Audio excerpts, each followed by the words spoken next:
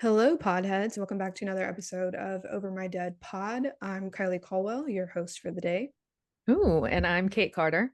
And I'm Holly Spear. and we're going to hop right in and head back to March 1st, 2008, in the tiny town of Alba, Texas, when the only officer on duty responded to a horrifying scene. Dispatchers received a call from Tommy Gaston saying a man had been shot and he was currently lying in the living room. As Deputy Charles Dickerson drove down the one-lane gravel road to the house, he passed a cabin entirely engulfed in flames. He called for firefighter backup and kept driving to Tommy Gaston's house.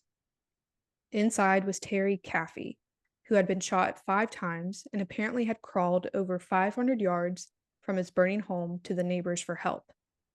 Terry was covered in blood, so much so that it was impossible to see where he had been shot. As he was being placed into an ambulance, and as firefighters started to tackle the flames, Terry told the deputy, quote, "They're all gone. Charlie Wilkinson shot my family." End quote. And this is the Caffey family murders.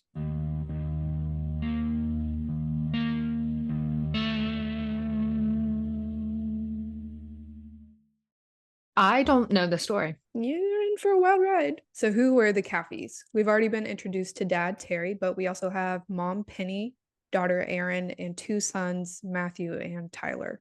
The family had moved to the tiny town of Alba, a town of 492 people, only a few years prior, to be closer to the church that dad, Terry, was a youth pastor at. Penny played the piano during the Sunday service.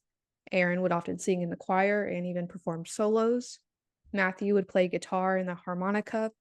And one article I read said that the other son, Tyler, he just preferred to play outside. And I get it. As you could guess, the family's life revolved around the church. They went to all of the Bible studies, all of the sermons, and rehearsed the songs throughout the week. Mom Penny also homeschooled the 3 kids because they wanted to have a more religious influence on their kids' education. The Caffey parents were also known to be a little overprotective, a little strict. So the decision to homeschool the kids really came to fruition when the daughter Erin was kissed by another girl in the hallway at her public school. And after that got back to the parents, all of their kids were pulled from school. At the time of this story, Tyler was 8, Matthew was 13, and Erin was 16. Now, most of the story is going to revolve around Erin. She's a petite little blonde. She's, I think, like 4'10" or 4'11", very tiny. She's known to be naive and sheltered. Erin worked as a car hop at Sonic, rollerblades and all, and her coworkers said the customers would flirt with her, and Erin was kind of oblivious to their intentions. But she was super bubbly, always smiling, always striking up conversations with strangers. Erin was also a little boy crazy, and one time the church's pastor caught her making out with another boy at a picnic table at the church. And when Terry and Penny got word of this, Erin was no longer allowed to hang out with this boy. Not long after, Erin would meet a new boy, a customer at Sonic. His name was Charlie Wilkinson, and they were immediately attached at the hip. So now I'm going to introduce you to Charlie Wilkinson. The summer he met Erin, Charlie was heading into his senior year of high school and had just gotten back from boot camp for the Texas National Guard. He grew up quite differently than Erin. His parents were divorced. He kind of bounced around between family members' houses and friends. And I don't think he was super religious or a regular church attendee. The Caffeys weren't exactly upper class, but Charlie came from a more impoverished background. Despite these differences, Charlie was completely wrapped around Erin's finger. He'd go visit her at work every time she had a shift. And this was the only time they were quote unquote alone, because other than that, Charlie and Erin could only hang out at her house under the supervision of her parents, and he had to leave by 9 p.m. Kate's like, yeah, that's how I grew up. I mean, yeah. And I totally get it now that I'm a parent, but like no boys sleepovers. Room door was always open. Like you couldn't really have privacy, stuff like that. And then freaking Cameron over here, it was like, I don't want to say a free for all in case his family's listening, but like he had sleepovers in high school. Oh, it's completely different for girls and guys, you know?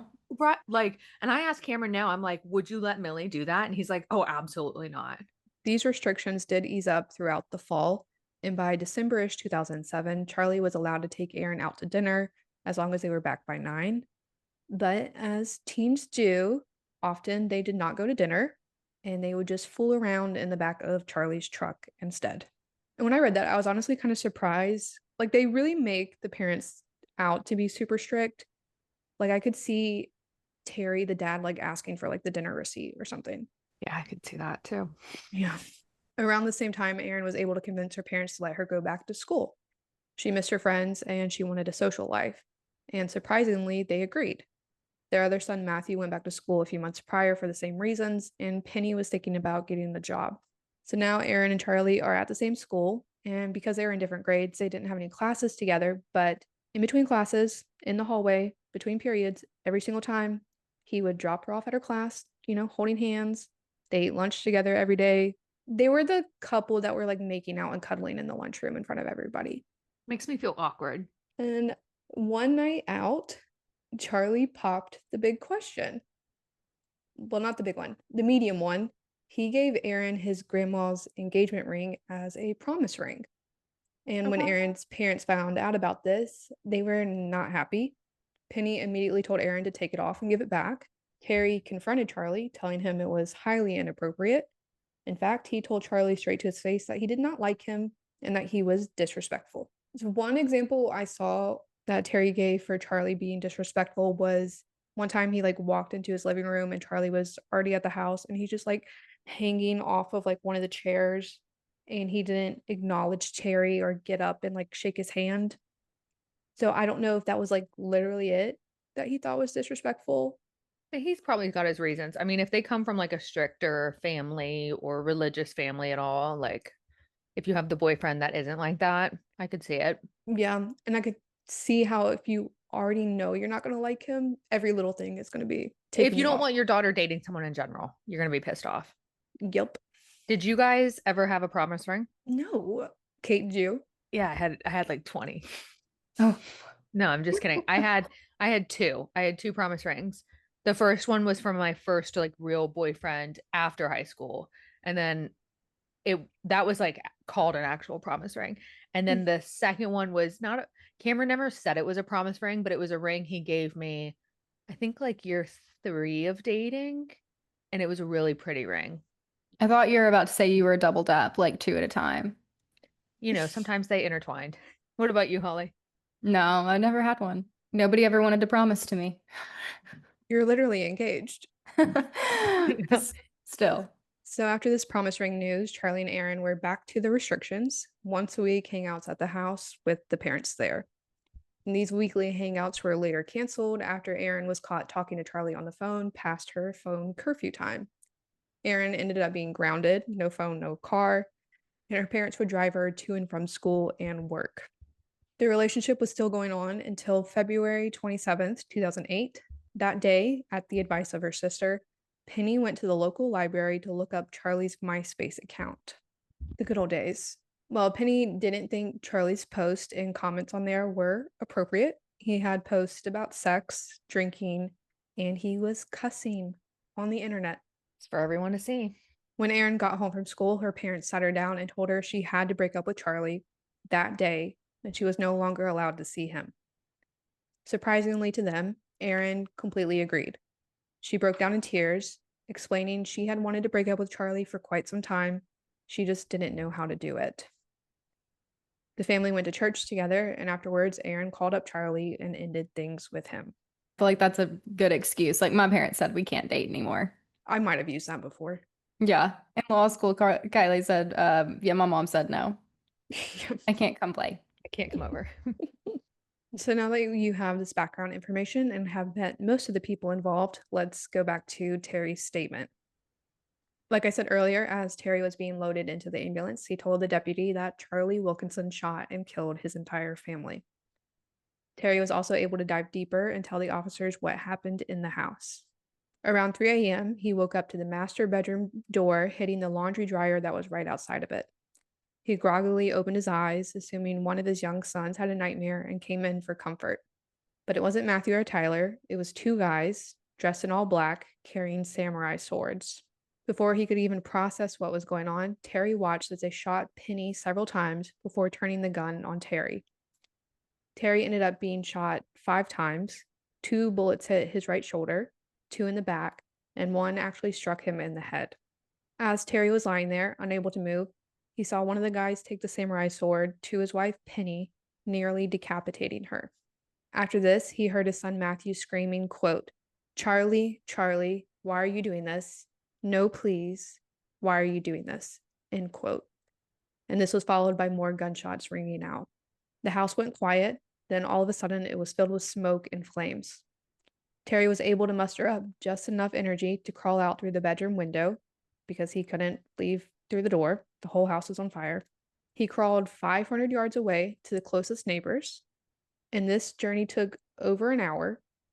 At one point, Terry had fallen into a creek and nearly drowned because he couldn't lift himself up out of it. According to Terry, the only reason he wanted to make it to someone, anyone, was to tell them who did this. The deputy who talked to Terry relayed this information to Chief Kurt Fisher, who was completely shocked. He knew Charlie Wilkinson. His sons were friends with him. And Chief Kurt had actually seen Charlie's truck parked at a trailer on the way to the scene. So Chief Kurt drove straight to the trailer, and it was owned by Matthew Wade. He's a bit older than the teens. I couldn't figure out exactly how old he is, but he had like the party trailer. Like all the teens went there to drink and hang out, no parent supervision. He's probably that high school graduate that still hangs out at high school. Oh, for sure. He's the Yeah. one that supplies the alcohol, so you feel obligated to let him party with you. Yeah. Chief Kurt knocked on the door and some other random teen answered. He asked the kid if Charlie was there. The kid was like, "I don't know," but he let the officers in. Inside, Kurt found Matthew Wade and his girlfriend, Bobby Johnson, sleeping. In another room, there was Charlie, lying awake on the mattress, only wearing jeans. Beside him on the floor was a gun. Luckily, Charlie didn't try to reach for it, and after some talking, got up and was placed in handcuffs. Kurt led Charlie to the front porch and straight up asked him if he did it. Charlie said no. He had gotten drunk the night before and passed out. He had no idea what they were talking about. Meanwhile, another deputy there went to go get Charlie a shirt and shoes. But the only clothing and shoes in that room were both covered in blood. Charlie Wilkinson was read his Miranda rights and taken to the station for further questioning. Meanwhile, the firefighters were still putting out the fire on the wooden house, and after hours of burning, the house was a complete loss. They were able to pull out 3 bodies from the rubble: Penny, Matthew, and Tyler. There was no sign of Erin or her body, and now the investigation took a turn. Erin Caffey was missing and had possibly been kidnapped. The deputies went back to Matthew Wade's trailer, this time with a warrant, and in the living room, they find a camouflage purse, and inside was Erin's driver's license. In the back bedroom where they had found Charlie, deputies also found spent shell casings, a box of ammunition, and grossly a used condom. In the closet, peeking out from a bunch of random items, was a lock of blonde hair. The deputy pushed it to the side, and there she was, Erin Caffey. She was alive. She didn't look well, but alive. He asked her how she got there, and all Erin could say was, quote, "I don't know. Where am I?" End quote. So Erin looked completely disheveled, disoriented, like to the point where the deputies at the scene thought she was like under the influence of something. So they take her to the local hospital to get checked out. In between tests, Erin was being interviewed, and in response to questions about what happened, all Erin could say was fire. She kept repeating that she was 14 years old. No, she was actually 16. Eventually, Erin was able to open up a bit more. She said she woke up to the house being full of smoke and remembered 2 guys with swords dressed in black. They told her to get on the floor, but she couldn't remember how she got to the trailer. She did remember once there, she was forced to drink something, and after that, everything went black. Shortly after the interview concluded, Erin's grandma showed up and she had good news. Dad, Terry, was alive at a different hospital, and he was going to make it. That's crazy. Talk about a trooper Wow. on that one, you know? And I read somewhere he was like, his whole family's dead. He's like, "I don't care if I live or Right. die anymore. I just got to tell someone who did this." Wow. Meanwhile, Charlie had finished being processed at the local jail and was taken in for interrogation with Detective Allman and Texas Ranger John Vance. Charlie started the conversation by saying, quote, "I'm in a lot of trouble," end quote. Detective Allman got right to it, saying Charlie was identified by a victim that survived. and it didn't seem like Charlie was too surprised by this, and he didn't really show any emotion. In fact, Charlie fully confessed, but he gave the detectives a plot twist. Charlie said the day before the murders, Erin called him to complain about her parents and their overbearance. Charlie tried to calm her down and kept saying what he always told her, to just run away. Erin responded with what she always did. She said, no, kill them. You don't know whether or not it's a lie kind of thing, but in this moment, how many stories have we heard about teenagers rebelling because of young love? All too often. According to Charlie, this was all Erin's planned, and she was in on the whole thing. And so here is his recount of the night. Around 1:30 a.m., Charlie drove to the Caffey house with Charles Wade. So Charles Wade is the younger brother of Matthew Wade, the trailer guy. So I'll keep using his full name because Charles and Charlie can be confusing. Charlie promised Charles Wade that he would get $2,000 if he helped murder the Caffey family. And the money wasn't coming from Charlie's bank account. Erin told him about a lockbox in the house and gave him the code. This was enough for Charles Wade, and he was in on the plan. There was another person there, Bobby Johnson, and she's the girlfriend of trailer guy Matthew Wade. Bobby was the one driving her car, chauffeuring this murder crew. According to Charlie and Bobby, when she first got in the car and started driving, she didn't know the plan. She just thought they were up to some shenanigans. And according to Charlie, she just begged to tag along. I don't know why. But the trio arrives at the house, and the Caffey's black Labrador immediately started barking and wouldn't stop. Charlie said this scared them off, but Erin kept calling him over and over again, telling him she would keep the dog quiet, and she begged for him to turn around and stick to the plan. They did turn around, and Erin snuck out of the house and got into the car. For the next hour or so, they all sat at a local cemetery and talked about what they were going to do and how to do it. Charlie kept telling the detectives that he was still trying to convince Erin to just run away with him, but she was insistent. She wanted her parents dead. The plan was set. Charlie would kill her parents, and Charles Wade would kill her younger brothers. The murder of Matthew and Tyler was important to Erin, according to Charlie, because she didn't want to leave any witnesses. Come on, man. They were young, right? That's They were horrible. under 10. 13 and 8. Okay, they were babies. Yeah. Ugh. Around 3 a.m., the car with everyone in it pulled back up at the house. Erin and Bobby stayed in the back seat of the car while Charlie and Charles Wade entered the house through the front door, which Erin had left unlocked. Carrying a .22 pistol and samurai swords, Charlie first entered the master bedroom on the first floor and kept shooting until the gun jammed.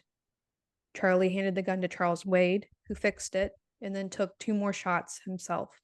They left the room for a moment before Charlie came back and cut Penny's throat with a sword, nearly decapitating her. Oh my gosh. And this is his account, right?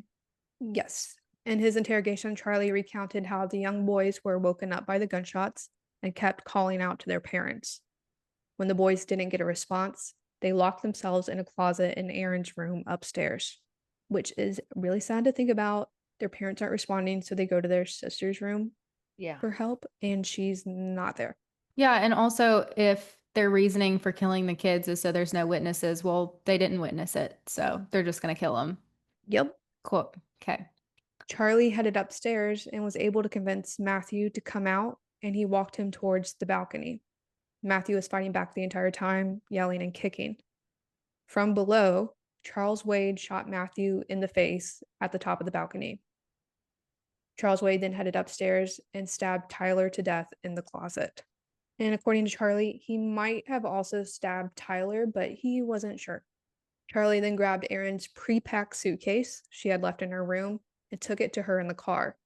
When he opened the car door, Erin greeted him with, quote, "I'm glad that's over," end quote.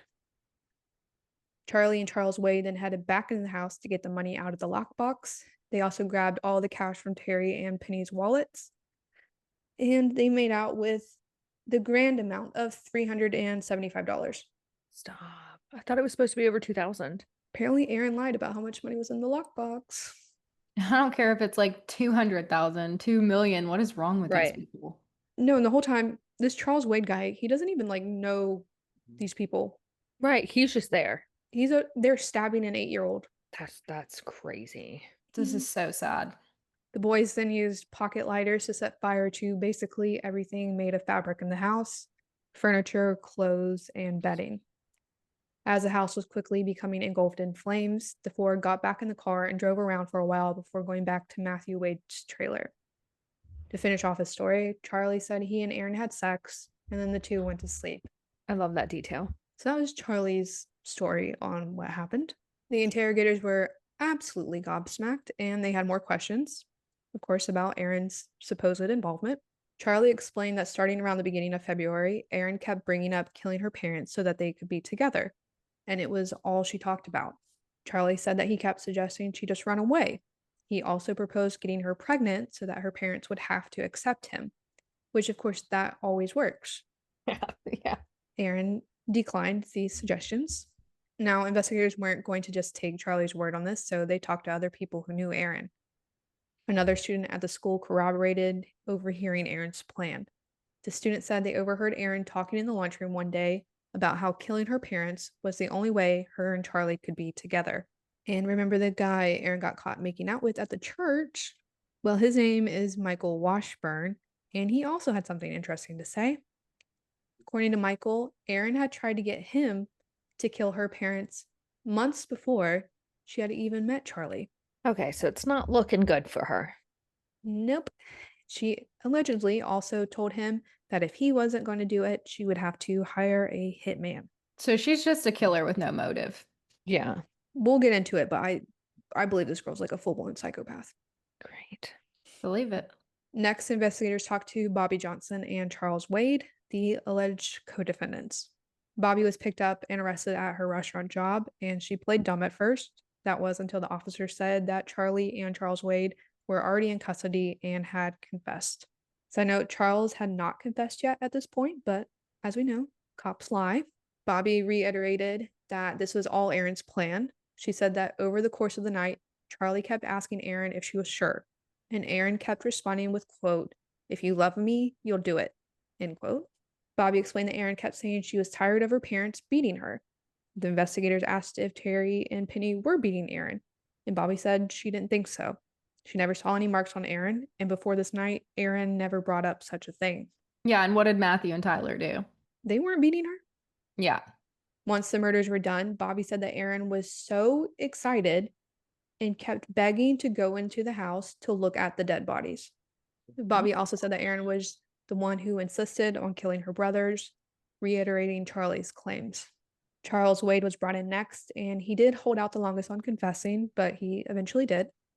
He also reiterated Charlie's and Bobby's story, adding that when they drove away from the burning home, Aaron yelled out, quote, "Holy shit, that was awesome," end quote.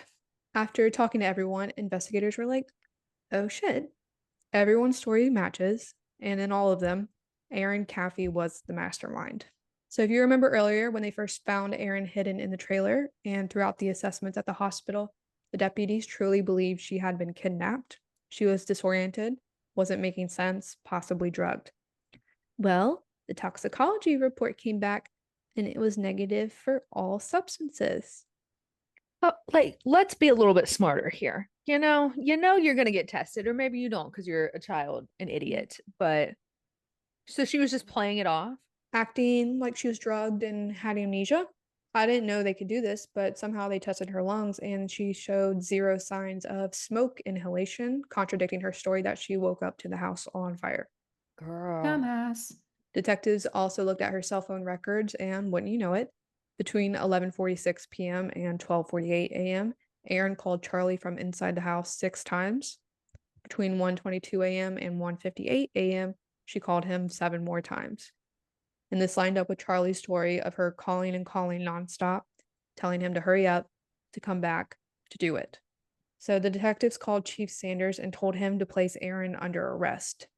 And Chief Sanders was like, what the fuck are you talking about? And this is like something out of a movie. Chief Sanders is escorting a car with Aaron and her grandma from the hospital she was at to go visit her dad at the other hospital. So Chief Sanders pulls over into a parking lot. They pull in behind him, and he had to awkwardly explain to her grandma that Aaron was being arrested for the murders. That's crazy. I bet there's some good camera footage of that. I don't know, it's 2008. I don't know if body cams were really. And fun fact, or actually not fun at all. While this was going on, Terry was awake at the hospital he was at, and he was told that Erin was alive. They found her, and she was on her way to visit him. And then a couple minutes later, the cop had to come back and be like, scratch that. Erin's actually been arrested. So a whirlwind of emotions for Terry, I am sure. Yeah, what a way to wake up. Because Erin was a juvenile at 16, she couldn't go straight to questioning and had to be seen by a justice of the peace to ensure she knew her rights. Erin declined to be questioned, but she did agree to provide a written statement instead. And this is her whole statement. Quote, I woke up in a house full of smoke, and two guys with swords told me to lay face down and don't get up. Then they left the room. That's when I got the phone and called my friend, Charlie. Then the next thing I remember is waking up by the cops in that house, and I don't know whose it is or where I am. End quote. So that's her whole statement, and police read that. It takes all of 2 seconds, and they arrest Erin, Charlie, Charles, and Bobby, each with 3 counts of capital murder. People are so dumb, man. Like, your story is that they just decided to kidnap you from the house. Like, you're the only one that got to live just so they could transport you to another house, drug you, and then that's it. Yeah, you're the chosen one. Yeah. So while the 4 were being held on a $1.5 million bond each, Dad Terry was finally released from the hospital. Besides the 5 bullet wounds, Terry also had a broken nose, 2 fractured cheekbones, and nerve damage. Terry was originally staying with his sister in another town as he had no home to return to. All day, every day, he was plagued with thoughts of going back to the property where his house once stood and where his family lived to take his own life. Thankfully, Terry ultimately decided against this. He later bought a used RV and parked it on the property, spending all day digging through the rubble to find any remnants of his family. Terry also regularly visited Erin at the juvenile detention center twice a week. Now, this is a big topic of debate for this case. No one really seems to understand it, but Terry, to this day, stands by Erin and believes her story. That she's not guilty. Correct. I wonder, because I think this is one of those scenarios of you don't know how to act until you're in the situation itself, but like it's one of your kids, so like I don't know, what do you believe, that she could You want do to that not believe evil? it. Yeah, you almost purposely, because now that's his last family member alive, right? Yeah. Yeah. Terry has said that he felt compelled to forgive her, as she was the only living family member he had left. When Erin was first being held in the detention center, she was advised by her attorney to not discuss the murders with her dad, as their conversations were being recorded. So these conversations were just mundane, and Terry said sometimes all they did was talk about the weather. Years later, on the Dr. Phil show, Terry stood by his decision to stand by his daughter. He explained that she was definitely a contributor to what happened, and she could have stopped it, but she was not the mastermind. He blamed Charlie, calling him a psychopath that brainwashed Erin into going along with it. I could see that point of view too, from the dad, just trying to believe like anything, Turning a blind eye. Like, Yeah. you don't want to think that your daughter can do that. It's easier to be like, Right. no, she couldn't have. Of course, there is some information to contradict that Charlie brainwashed her. As for this more information about Erin, the 4 co-defendants were facing 3 counts of capital murder each. Everyone except for Erin, who was a minor, were facing the death penalty. Prior to going to trial, Erin underwent a court-mandated psychiatric evaluation. The counselor talked to her and wrote in his report that there was no evidence of abuse by her parents. Erin actually spoke highly of them. Erin told the counselor that the whole thing, the planning, execution, was all Charlie. He had a temper, and he was mad at her for breaking up with him. After the session, the counselor then went and reviewed the case file, because he had gone into the session completely blind, professional, open-minded. They have to, right? Yeah. So after he gets done talking with her, then he goes looks at the case file, and he was like, oh, Erin was lying the entire time. Yeah. And he has said on the record and publicly to reporters that Erin Caffey was the best liar he had ever met. After this, the district attorney pushed the court to have Erin certified as an adult, making her eligible to face adult punishments. So if certified, the maximum sentence Erin could get would be life in prison without parole. But important to note, even if she is certified as an adult, because she's still a minor, she would not face the death penalty. Dad Terry asked the district attorney to pursue the death penalty for the other 3 defendants. He had even thought that he could kill them himself, easily sneaking a gun into the courtroom during one of their pretrial hearings. Terry then recanted his request, writing a letter to the DA that said, quote, "I want them, in this lifetime, to have a chance for remorse and to come to a place of repentance for what they have done. Killing them will not bring my family back," end quote. That's what I think about the death penalty, you know, like teach their own, teach their own. People always say like an eye for an eye and shit like that. And I'm like, I don't know. I feel like it's worse to like live your life out in prison with no parole. Yeah. Oh, it would drive me insane. Exactly. So Terry ended the letter by asking that the defendants get a maximum of life in prison without parole. Well, he asked that for the 3 defendants, not his daughter, who he asked she get a more lenient sentence. In November of 2008, Charlie and Charles Wade accepted a plea deal for life in prison without the possibility of parole for the 3 counts. They were both sentenced in January of 2009, and Terry spoke to each of them, forgiving them. Bobby Johnson was sentenced to 40 years in prison as an accomplice with the eligibility to apply for parole after 20 years. Bobby's attorney successfully argued that Bobby was an unwilling accomplice who wasn't aware of what was going to go down until it was too late, and that Charlie had allegedly threatened to kill her if she stopped the plan from carrying on. And I don't know how true that is, to be honest. Right. Yeah. But if it is true, that sucks. Yeah, if I were in her shoes, I would definitely argue that. Yes, absolutely. On January 2nd, 2009, Aaron Caffey accepted a plea deal and received 2 life sentences to be served concurrently, so at the same time, plus an additional 25 years. The minimum time Aaron can be behind bars is 42 years, so she will be eligible for parole when she is 59 years old. Wow. Which could possibly give her a few decades as a free woman. After everyone's sentencing, Charlie Wilkinson spoke with a reporter about the whole thing. During this interview, Charlie said that once investigators told him that Aaron had also tried to get Michael Washburn to kill her parents, he realized that Aaron had been using him, quote, like a tool, end quote, the entire time. When asked if he still loved Aaron, Charlie said he always will, and that type of love doesn't go away. And just to note, Charlie and Aaron, as they are both inmates, are forbidden from contacting each other. Good. Dad Terry moved a bit outside of the town, close to the cemetery where Penny, Matthew, and Tyler are buried. He later remarried a divorced mom of 2 boys. Terry also became an ordained minister, and he regularly visits schools and churches, telling his story about forgiveness. He also visits Aaron in prison about once a month. And if you're wondering if Aaron has finally come clean about her involvement, she has not. In these visits, Aaron has told her dad that night she was planning on running away, and all those calls to Charlie were to try to dissuade him from his plan of killing her entire family. Aaron and Terry appeared on Dr. Phil, and I wish I could show y'all the clips. We'll have to look them up later because Dr. Phil is very litigious. But Dr. Phil goes to and visits Aaron in prison with a notebook full of evidence, confronts her with all this proof that she was the mastermind behind all of this, and she still denied it.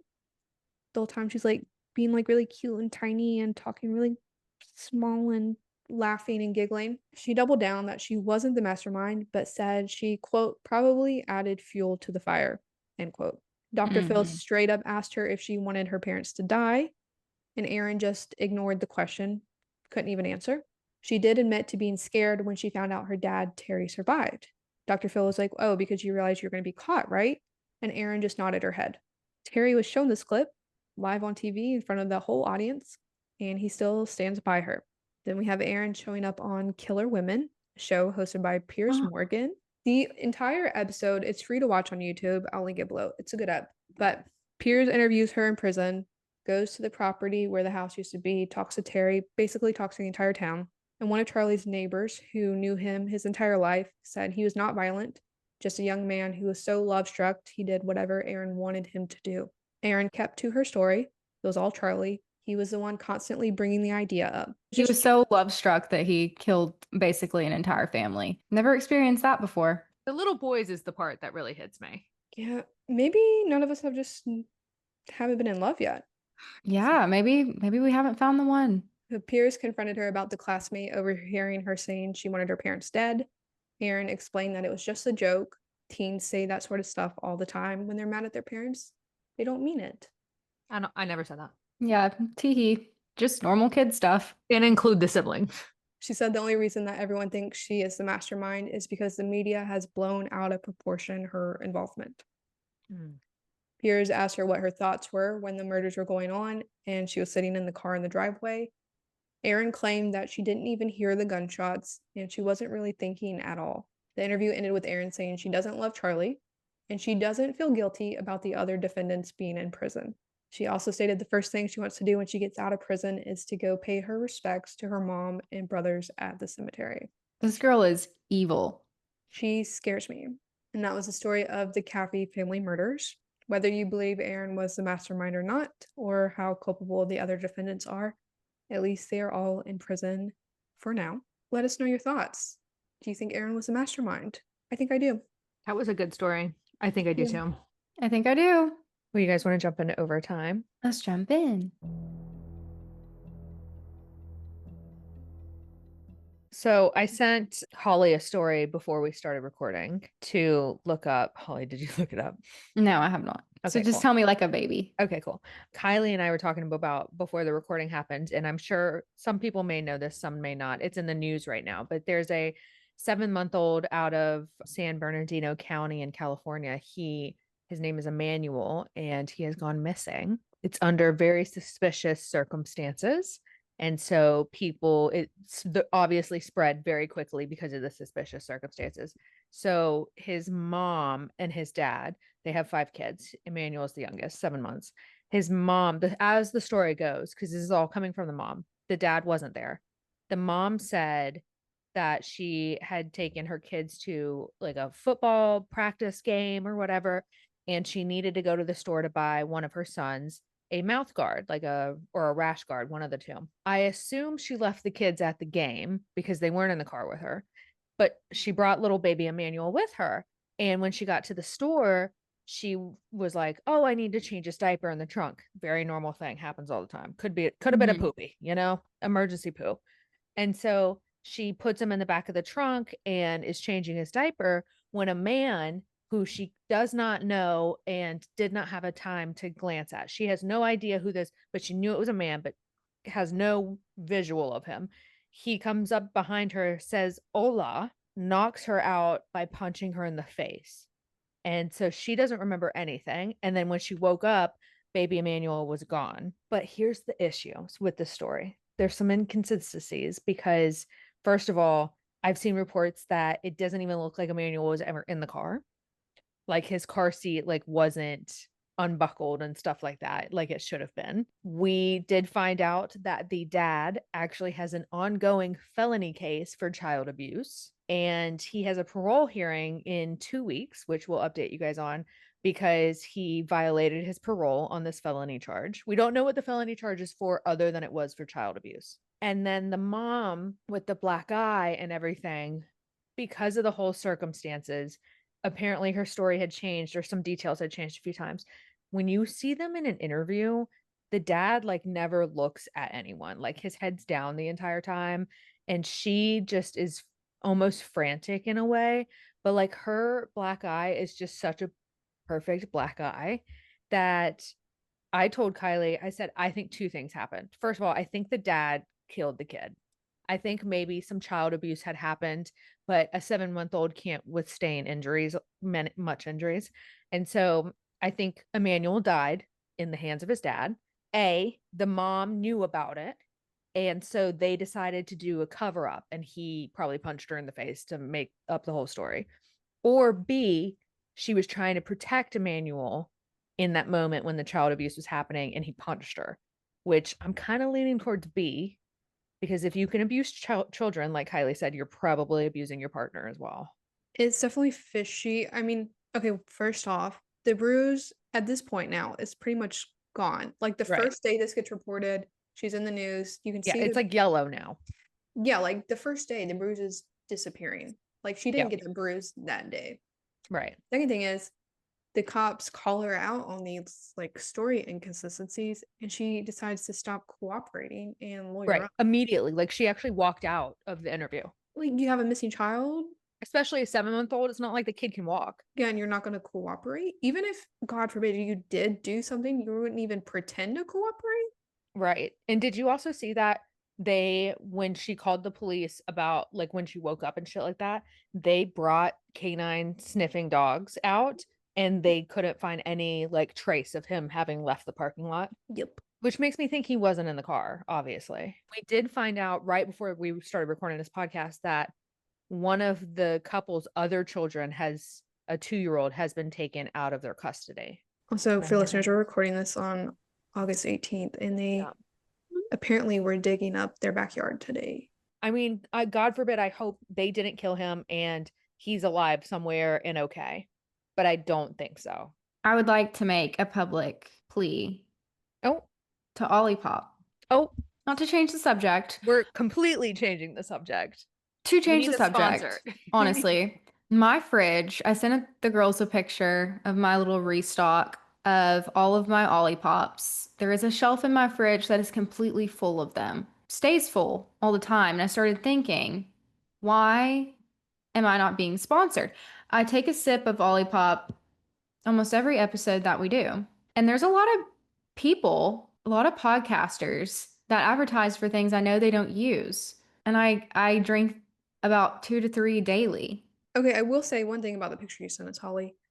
You have a lot of Olipop, but then I see a couple of their competitor Poppy. Kylie, hush. What is wrong with you? Kylie. Do you want the sponsorship or not? What's wrong with you? Okay. Tag both of them. You know Okay, what, just Poppy, why cut don't that you out. But let me tell you follow- what happened. I went to Walmart and I got substitutions.